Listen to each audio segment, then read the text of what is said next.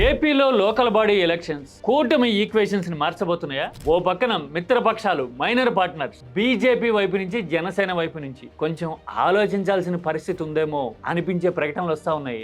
ఇంకో పక్కన చూడబోతేనేమో చంద్రబాబు అందరూ గప్చిప్, ఎవరూ మాట్లాడొద్దు అని సొంత పార్టీ నేతలకు చెప్తా ఉన్నారు. ఇలాంటి కదలికలన్నీ ఏం చెప్తా ఉన్నాయి? కూటమి ఈక్వేషన్స్, పార్టీల లెక్క మారుతా ఉందా?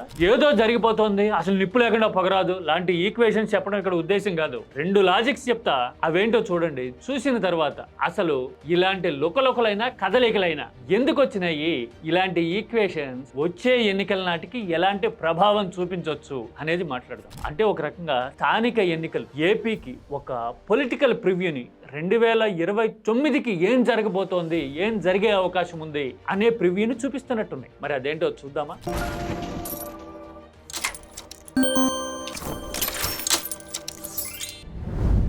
స్థానిక సంస్థల ఎన్నికల కోసం సన్నాహాలు మొదలైనాయి కదా, మరి కొద్ది నెలల్లో జరుగుతాయి స్థానిక ఎన్నికలు అనేసరికి అన్ని పార్టీల్లోనూ కదలిక మొదలైంది, ప్రిపరేషన్స్ జరుగుతూ ఉన్నాయి. కూటమిలో పార్టీల్లో అయితే గనక ఒక విభిన్నమైన చర్చ జరుగుతూ ఉంది. ఎందుకని 2024 ఎన్నికల్లో మెజారిటీ ఏముంది? 140కి పైగా సీట్లు టీడీపీ తీసుకుంది.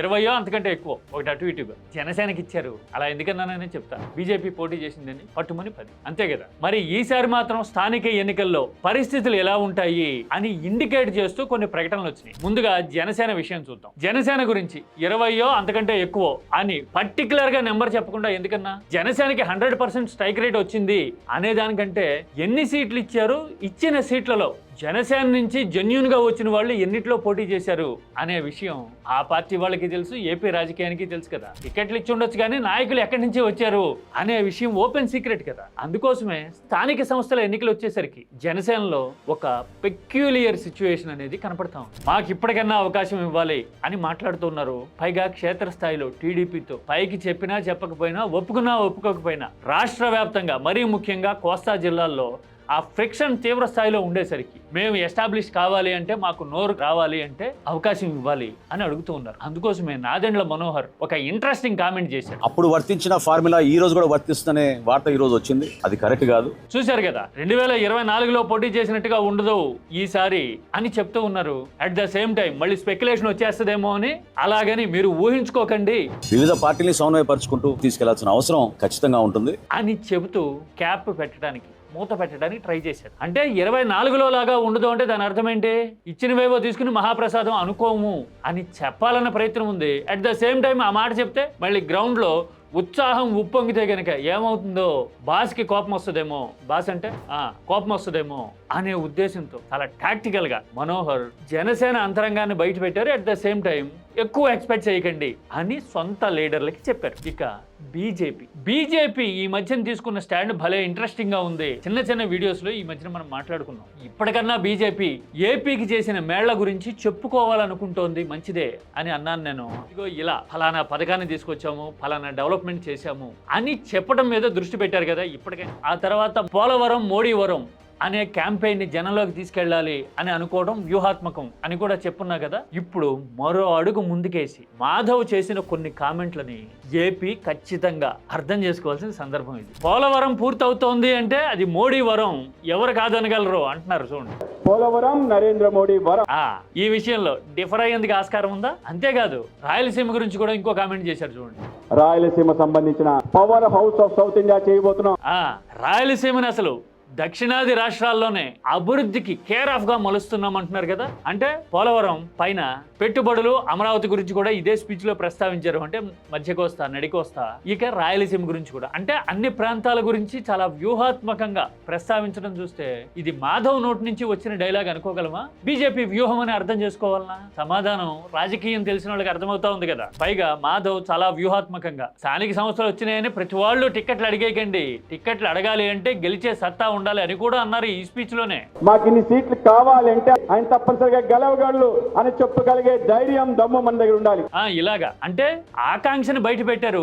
అట్ ద సేమ్ టైం మేము రియాలిటీని మిస్ కావట్లా అని చెప్పడానికి కూడా వ్యూహాత్మకంగా ట్రై చేశారు. ఆకాంక్షను బయట పెట్టడం, పెట్టుబడుల విషయంలో కూడా అలా కామెంట్ చేయడం దేనికి సంకేతం? ఇదంతా స్థానిక సంస్థల ఎన్నికల కోసం అనుకుంటున్నారా? మనోహర్ చేసిన కామెంట్లైనా, బీజేపీ ఇస్తున్న ఇండికేషన్స్ అయినా కానీ లోకల్ బాడీస్ కోసం చేసిన కామెంట్లు కాదు ఇవి. 29 ఎన్నికల ముందు మారబోతున్న ఈక్వేషన్స్ కి ఇండికేషన్స్ ఇవన్నీ. ఏం మారబోతున్నాయి ఈక్వేషన్స్? రాజకీయ లెక్కలు మారతాయి. ఎక్కువ సీట్లు అడిగితే మైనర్ పార్ట్నర్స్ గా ఉన్న జనసేన, బీజేపీ ఒకవేళ కూటమి వర్ధిల్లుతా ఉంది, కలిసే ఉంది, బ్రహ్మాండం భజగోవిందం అని ఈనాడు, ఆంధ్రజ్యోతుల్లో రాసిందే నిజం అనుకుని నమ్మినా కూడా కొన్ని ఛాలెంజెస్ వస్తాయి. ఆ ఛాలెంజెస్ కి ముఖ్య కారణం ఏంటి? ఎక్కువ వాటా అడుగుతాయి, మా మీద డిపెండెన్స్ లేకుండా ప్రభుత్వాన్ని ఫామ్ చేసే పరిస్థితి లేదు అని పేపర్ మీద చూస్తేనే తెలియాలా టీడీపీ నాయకత్వానికి అనే వ్యూహంతో అడిగేస్తాయి. ప్రభుత్వాన్ని ఫామ్ చేయడం అనేది గెలిచిన తర్వాత అనుకోండి, కానీ నేను చెప్తున్నది వాటా సీట్ల పంపకాల గురించి. అంటే పేపర్ మీద చూసినా గానీ టీడీపీ క్లారిటీ వచ్చేయాలా అనే వ్యూహంతో ఆ రెండు పార్టీలు ముందుకెళ్తాయి. పైగా డీలిమిటేషన్ జరుగుతూ ఉంది కదా. అసెంబ్లీ సీట్లు అయితే 225 అవుతున్నాయి డీలిమిటేషన్ తర్వాత. ఎంపీ సీట్లు అయితే 37-38 సీట్లు అవుతాయి కదా. ఈ నెంబర్ పెరుగుతూ ఉంది. అందుకోసం తమ వాటా పెరగాలి అనే ఇండికేషన్స్ ని ఇప్పటి నుంచే ఇస్తున్నాయి.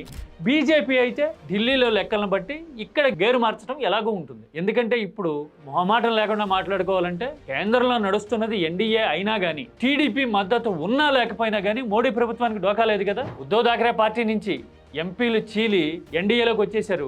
దేశంలోనే రెండో అతిపెద్ద ప్రాంతీయ పార్టీగా ఉన్న తృణమూల్ చీలి 20 మంది ఎంపీలు ఎన్డీఏతో కలిసిపోయారు కదా. అంటే ఇప్పుడు దాదాపు మెజారిటీ మార్క్ కి టచ్ అయిపోవడం కాదు, టార్గెట్ 362 అంటే 3/2 మెజారిటీ కోసం మోడీ పావులు కలుపుతా ఉన్నారు పార్లమెంట్ లో. ఇలాంటి టైంలో ఏపీలో టోన్ రైజ్ చేయడము, పోలవరం మోడీవరం అనడం, పెట్టుబడులు మోడీని చూసే వస్తున్నాయి అని బీజేపీ క్లెయిమ్ చేయడం వ్యూహాత్మక పరిణామం. అసలు గ్రావిటీ ఇక్కడ ఉంది ఈ ప్రకటనలో. కాదనగలరా రాజకీయాన్ని అర్థమయ్యేవాళ్ళు? అదని లేరు కదా. ఇక స్థానిక సంస్థల ఎన్నికలు పెద్దగా మాట్లాడుకోవాల్సిందే ఉంటుంది. ఓపెన్ గా చెప్పాలంటే బడుతున్నోడిదే బర్రె అని పల్లెల్లో ఒక సామెత ఉంటుంది కదా. అంటే కర్రున్నోడిదే బర్రె అని. అలాగే రాష్ట్రంలో అధికారం ఉన్న వాళ్ళదే స్థానికం. ఇది ఓపెన్ సీక్రెట్. నేరుగా రాబట్టుకోవడానికి ట్రై చేస్తారు, లేదంటే గెలిచిన వాళ్ళు అధికార పార్టీలో చేరడం అనే రివాజ్ అన్ని చోట్ల ఉంది. అది ఓపెన్ సీక్రెటే. ఈ విషయం అందరికీ తెలుసు కాబట్టే ఈ మధ్యన జగన్ ఒక కామెంట్ చేశారు. ఎక్కడైనా ఏకగ్రీవం జరిగింది అని అంటే మాత్రం దాన్ని నేను చాలా సీరియస్గా తీసుకుంటాను.